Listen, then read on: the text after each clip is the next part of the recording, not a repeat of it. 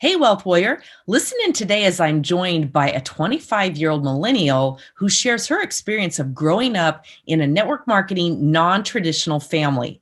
Let me introduce you to my daughter, Lexi Ulmer.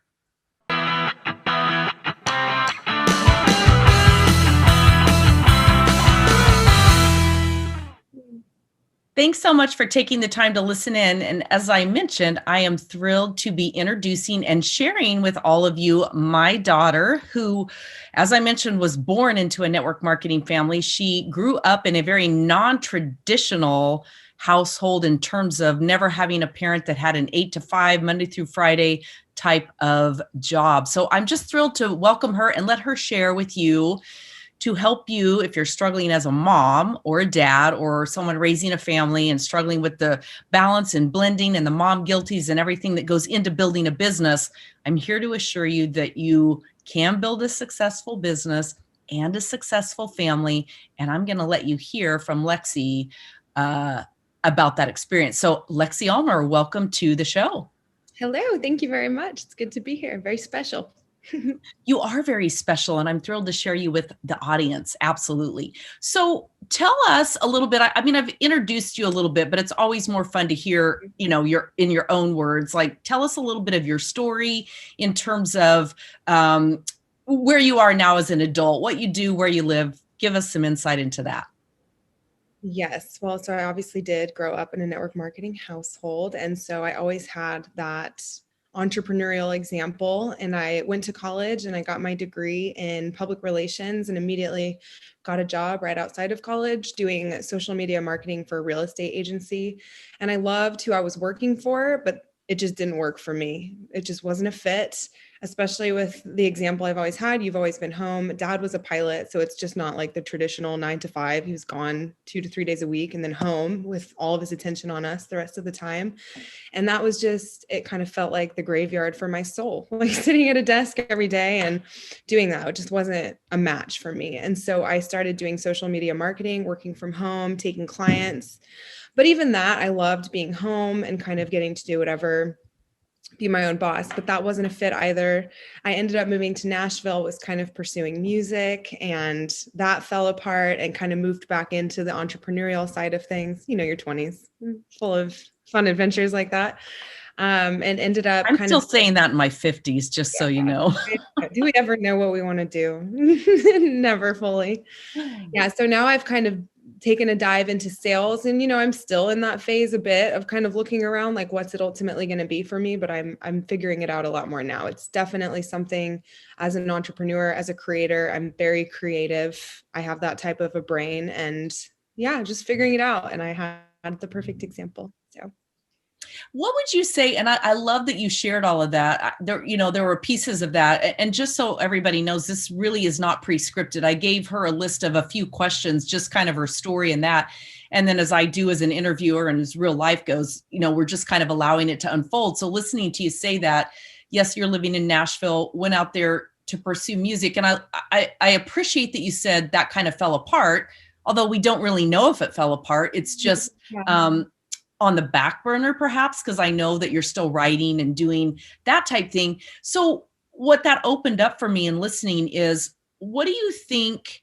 Do you think there's any part of, and then we'll get to your childhood, but do you think there's any part of that, your experience with watching an entrepreneur and living through that makes you more of a risk taker, more of someone who can say, I'm going to try this and I'm going to try that and I might try this. Tell us about your thought process maybe that goes into that. Definitely. I feel like being an entrepreneur is a lot more fluid than being somebody who would work like a 9 to 5. Like it's not necessarily going to look the same day to day. And in 5 years, you might be doing somewhat the same thing, but it's going to be completely different than it was 5 years before because you've progressed or kind of switched lanes. And so I definitely think that's a thing, especially now. I feel like people, even if you do work a traditional 9 to 5, people don't stay with the same company in the same way. Your dad worked with the same company from start to finish. That's not as much a thing anymore. And so I definitely think it's allowed me to not panic as much about not feeling like fully settled, but just kind of like figuring it out as it goes. Very fluid. I love that. And I'm going to deviate again, just maybe quick advice that you might have for a more traditional parent with a child who says, I don't want to go to college, which I know you did and finished your degree, but your brother did not. What advice would you have in terms of helping them understand to relax and that you may not have it all figured out, but you're Yeah, going to? true. Relax for sure. I feel like a lot of the time, opportunity, we talk a lot about energy and the law of attraction, and I really am a believer in that. But I feel like energy, when you're contracted like that and you're freaking out and you feel stressed and pressured to do this or do that or make a decision or earn all this money or be rich and famous, all of this, it kind of contracts you. And so you kind of deter opportunities and they won't present themselves as much. Whereas if you're relaxed and just kind of focusing on yourself and open to opportunities, they're more likely to present themselves to you. It's kind of like scared money don't make money, I do. I like that. I love that. Yeah. All right. So let's back up a little bit. Let's talk about your childhood. And you don't have to worry about hurting my feelings because I did a lot of things right, but I made a lot of mistakes too. And I'm always happy to own those. So let's talk a little bit about your childhood growing up, and what my business kind of looked like and felt like to you from early and then on up.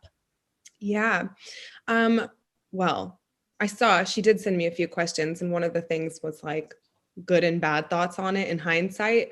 And honestly, I'm not just saying this. I can fortunately say like I don't really have bad memories. I had a very charmed childhood. That doesn't mean I got out unscathed, but like there was nothing glaring. You were always home. I could tell that I had a very charmed lifestyle. I remember when we bought the boat and we would go to Lake Havasu and do all that fun stuff. And we got the beach house. Like, but you were always there. It wasn't like, oh, we have all this fun stuff, but we never see mom because she's off busy. It was very much a lifestyle business. Like you were there with us every step of the way, getting to do those fun things. So those are really my memories. I remember when I would want to go down to like a friend's house, you probably remember, I'd get a piece of paper and write, can I go to Alyssa's house and just hold it up for you? And you'd give me the thumbs up or the thumbs down, but I didn't mind that at all. You were always there. So really no bad memories. It's kind of funny. I have one memory that is a mommy guilt thing which I'm totally over it now. And you and I have laughed about it before. And you'll remember, if you're not knowing what it is right now, you'll remember when I tell you. But I remember once, I don't know if I was on a conference call, Zoom didn't exist then. And maybe YouTube did. Maybe I wasn't shooting a video, but I wasn't even like on camera, but I was on the phone talking, whatever. And you were trying to tell me something. And I remember you grabbing my face and like turning me to look at you and going, Mom, look at me. I'm talking to you. No, I don't even remember that. I do. And I remember thinking, oh my gosh, loser mother of the year. I'm going to get the award for loser mother of the year. But so that was a good lesson for me to like seriously try to be present, like really present in those times when I need to be present. And maybe I did, maybe I didn't. Maybe it's a case where if I would have just said, hey, Lexi, give me 5 minutes. Let me finish what I'm doing. Because we all know how that is. You're right in the middle of something. You've got a thought process going on. And for somebody to tap you on the shoulder, it completely takes you out of that. So maybe it was just a good tool to learn to communicate better. But I definitely do remember that part of it. That's a classic, you're your worst critic. Yeah. Yeah. Because if you don't even remember that, then that's good. Not in the slightest. That's good. So you had some other fun opportunities too, as you grew a little bit more. You got to travel with me, go to conventions, speak, and even sing on stage. So tell us a little bit about those experiences. Yes, I've always loved being the center of attention. And so I did. I remember you always had kind of this like larger than life persona in my mind because we would go to your conventions and I would be there and everybody wanted to talk to you and we would get up to go to lunch and I would finally just be like, I'm going to go get food because you're getting stopped every 5 seconds. I'll see you there. But yeah, I got to do so much fun stuff. I remember taking a helicopter ride over the strip in Las Vegas because you qualified for that. All of the VIP dinners, one of your companies asked me to write a song to sing on stage back when I was pursuing music. And I got to speak at so many of them. And truly, even outside of the business side of things, just the personal travel that you and I did. We started taking the mother-daughter trips when I was in probably 5th grade.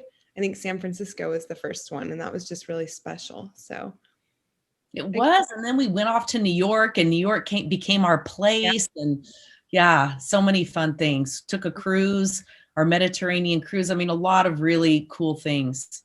It's true. Cool Very things. quality time. So kind of moving forward with, I remember the funniest day ever. And I think it was about a month. In fact, I think I counted up, it might've been 33 days after you graduated and went to work in your big girl job. And I'm air quoting for those of you just listening, big girl job, because I remember you calling me and being like, Mom, this big girl job thing, like, this is not working for me. They want me to be at work like 8 to noon, Monday through Friday. That is just not going to work. And I remember thinking, whoa, in all the history of the world, I can't imagine any boss ever being so demanding that they would want that. But I loved it. It was so classic. And, so it was literally like 1 month in, probably less, probably took you that long to call me and say, help, I'm trying to figure this out. But I remember that being one of my greatest days, because I remember thinking, yes, that entrepreneurial spirit is born in my daughter and it's not going to go away. And I love that. So what was your first thought around being your own boss, like a skill set that you could do as a solopreneur, like hanging your own shingle? Well, just in general, I knew that I could do it because you've done it. You've always been home. So like, that's not even a stretch for my mind to wrap around, like being home working. And I had done social media for you. I'm very creative. I can create graphics. I've used social media personally. I know how it works. And so and that's what I was already doing. So I was like, well, what if I go to them and say, hey, I'll freelance, and then try to pick up some other people too. And that's exactly what I did. And even though I've moved away, that was even a very fitting decision to move away from the social media side of things and just figure out what for me is a lifestyle business and something that really supports the essence of who I am, because I feel like work should almost be play, and you need to find something that you love to do. And making money is great, but I feel like if you really love to do something and you pursue it from that state, the money will just kind of follow. And that's one of the things that I absolutely love about the millennial and the Gen Z generation, really and truly, because, and I've said this to you before, I remember when your group of friends went to Maine and you bought an airline ticket. You had flight benefits still through your dad and that whole thing. But I remember you buying an airline ticket. And I remember thinking to myself, wow, I love that this generation puts experiences and that type of memory over collecting things. My generation was all about money in the bank, a good retirement program, security, buy a house, which I think all of those are important. I'm not trying to downplay any of those, but it's kind of like that saying that, on the day you die, you don't like have a U-Haul behind the hearse pulling you through, of all the stuff that you've collected that you take with you. The only thing you take with you in any type of sense really are the memories, because when you look around, the stuff is great, but you don't go to bed with the stuff and you don't, feel close to the stuff or whatever. It can certainly, make your life more pleasant and enjoyable and all of that. But the experiences are where it's at. And I love that. I love that your generation is really captivated with creating lifestyle, creating a good income, but creating the experiences that go with it. Because you know what? We're living through it right now. We're 11 months in, almost 11 months in. By the time this goes live, it will be 11 months from the day we really got the news, the pandemic had shut down the US anyway, which was March 15th of 2020. We're still in the midst of that. And I think we've all realized how finite time is, how finite so many things are, and how the world can change on a dime in a second. And so, it's good to be creating those experiences now.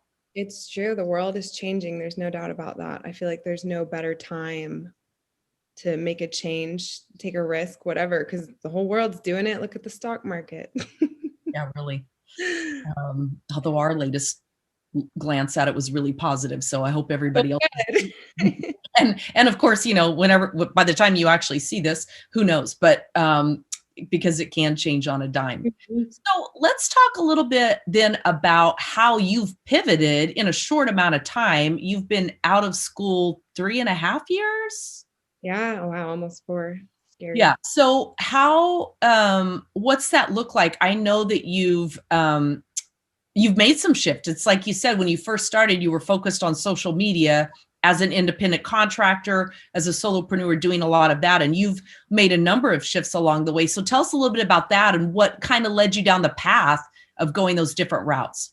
Yes. Well, I'm very much a creative person. And so ultimately, I know I will find some sort of success, whether it's creating a course, something like that, especially for healing, like heart-centered healing of all whole variety of things.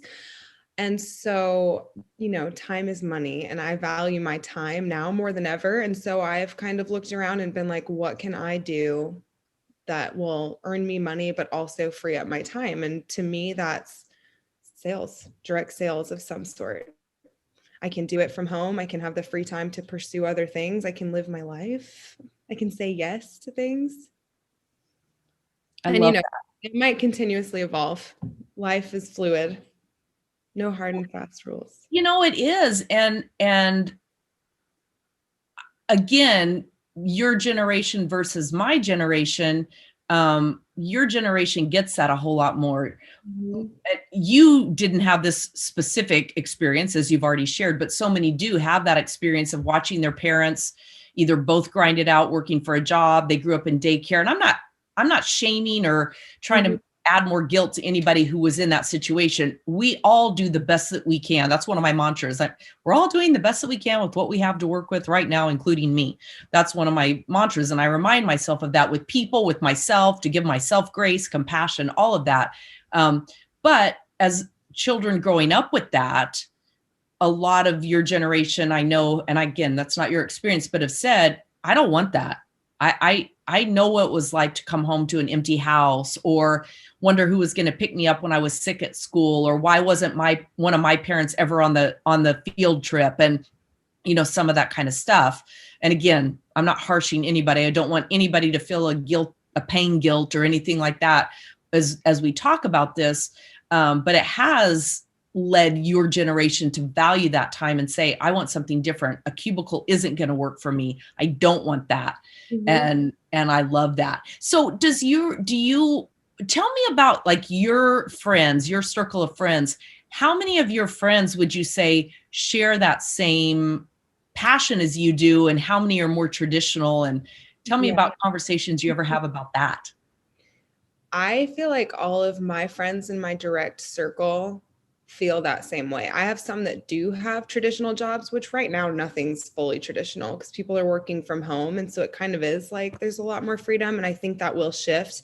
I don't think people will be in the office as much moving forward. It'll be kind of a hybrid. But so I have friends in those positions. And then I also have a lot of friends who are still working serving jobs because they're not willing to be tied down to something they love that they can just request off whenever. Tips, there's great money to be earned in tips, and it kind of gives them that freedom to pursue other things and ultimately figure something different out. It's a changing world. Why not be the one to break the cycle and start something new for your family moving forward? Right. It's so true. I know one of my role models that I've watched starting an internet business. She was very accomplished in the fitness world, very accomplished, worked on Wall Street. And when she decided to take her business online, she quit all of that and got a job bartending in New York City. This was years ago, because she said, you know what? I can totally control my time. I can make enough money to support myself. I can control my schedule, and I can be on my peak performance, like in the middle of the day when I can work on my program, my brand, and building my business on my time that matters. I don't care what anybody says. Like, what? You went from Wall Street to back to tending bar? What's wrong with you? And now she's an 8-figure annual income earner, has been on Richard Branson's island on his private plane, that type stuff. So it's like, oh, wow, look at me kind of thing. That's not what she was trying to do. But it's like, sometimes you have to, most often you have to be willing to let go of what's called impression management. Yeah. That's worrying too much about what everybody else thinks about you or says about you, which, by the way, they're not thinking or talking about you as much as you like to think they are, and really dialed in on you and where you're headed. It's true. I feel like your happiness is no one else's business. If they think it's weird you quit your Wall Street job, so does that make you happier than your Wall Street job was making you? Life's too short to be unhappy. Yeah. So when you say and think of lifestyle business, define that for us. A lifestyle business to me is where you don't wake up on Monday morning and sluggishly go to the coffee machine and feel chained to something you don't want to be doing. It's waking up and feeling, it's not living for the weekend, feeling purpose filled, and you love to do it. Again, it's like play, and you can travel with it, and you can call the shots, and it just integrates beautifully your time, your passion, your productivity. I heard something the other day and I loved it. Kind of has become what I think of as lifestyle business. It was on another podcast I was listening to, and she said, you're here for 4 reasons: to learn, heal, grow, and contribute. And we mostly get really caught up in the contribution side. It's like, what's my purpose? What am I going to do? How am I going to contribute? How am I going to make all the money? And we kind of ignore that the learning and the healing and the growing, that's typically some adversity that we faced, a really hard challenge that we work to overcome. And that's where we get our most profound wisdom. And that becomes our contribution, whatever that was. Like for you, it's like you wanted to be home with your kids. And so you found a way to overcome that. And then this became your contribution. And for me, we'll see, but it's mostly like kind of being filled with anxiety and like going. And then finally relaxing all of those expectations that I had for myself and kind of letting life surprise me. And then that will integrate into my work. And that's my lifestyle. I love that. So where did you get your desire to pursue personal growth and development? How did that come into your life? Will you? We've always, I think my first dive into anything spiritual or metaphysical was those Abraham Hicks books that you get, like the Sarah books, Sarah books, yeah. Friends of a Feather, I think they were called. And that kind of introduces you to law of attraction. You would talk about it a lot growing up. You have all of the books in your library. So I would slowly pull them. I read The Secret, and that's kind of like, feels like forever ago because it's progressed into something so different now and kind of just align me more with myself. And I've done all of it. I've read all the self-help books and taken the bits and pieces that work for me, but it definitely came from you. We've always talked about that.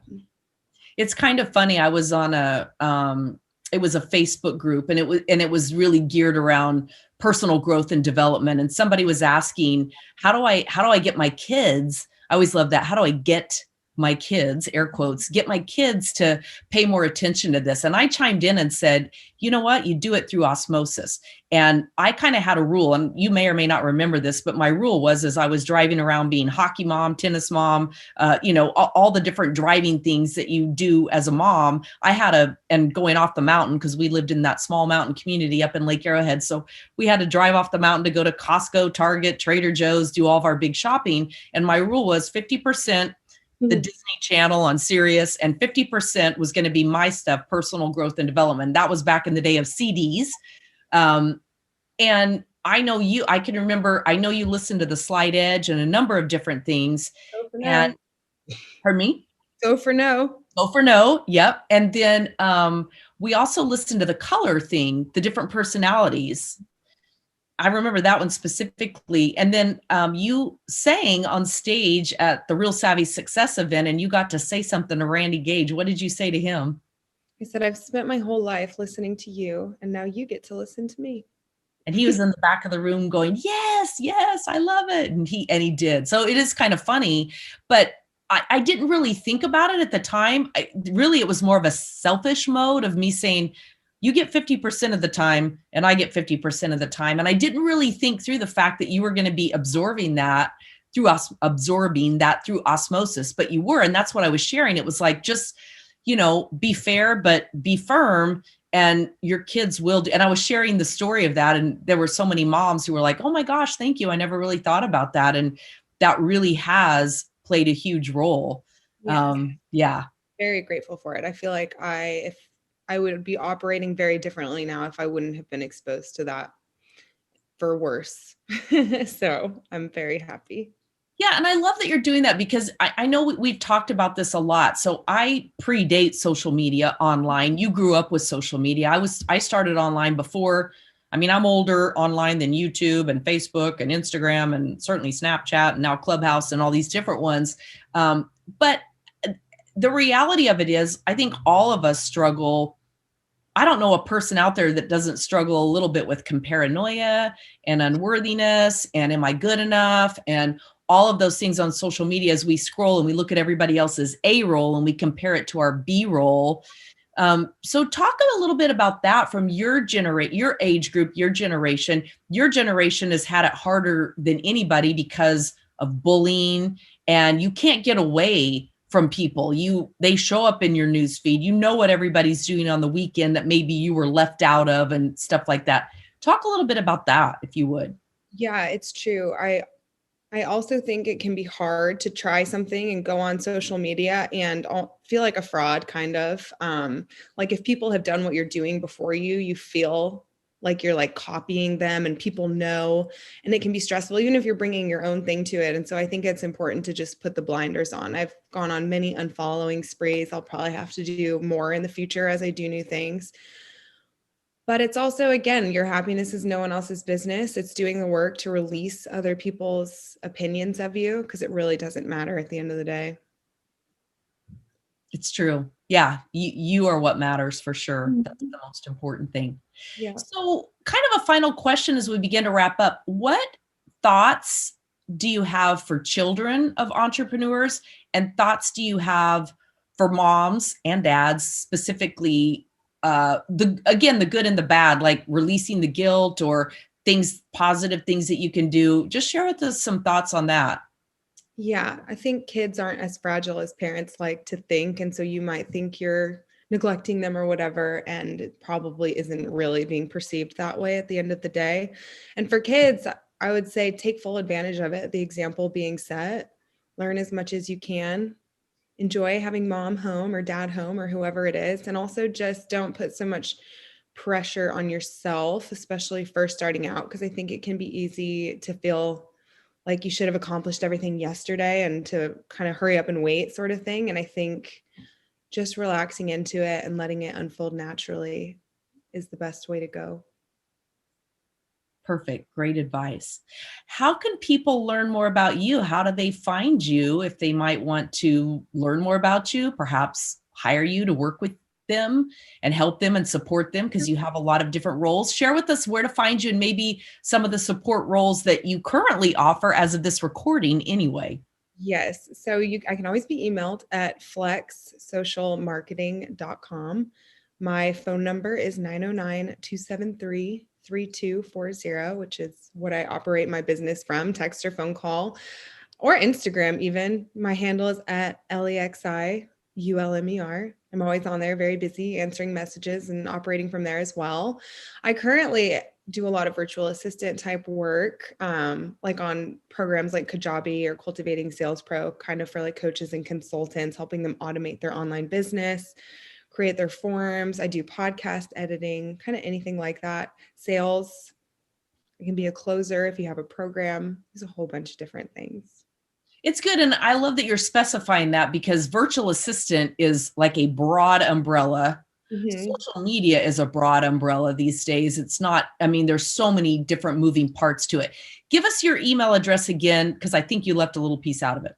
Oh, did I? It's flexsocialmarketing@gmail.com. Yeah, the Gmail is what we missed, but that's good. Like, what And did I'll I put all of this in the show notes just so you know, listening, if you're driving, walking, if you're doing what I do, typically listening to podcasts, this will be in the show notes so you can come back to it and you'll be able to access that. Thank you. Awesome.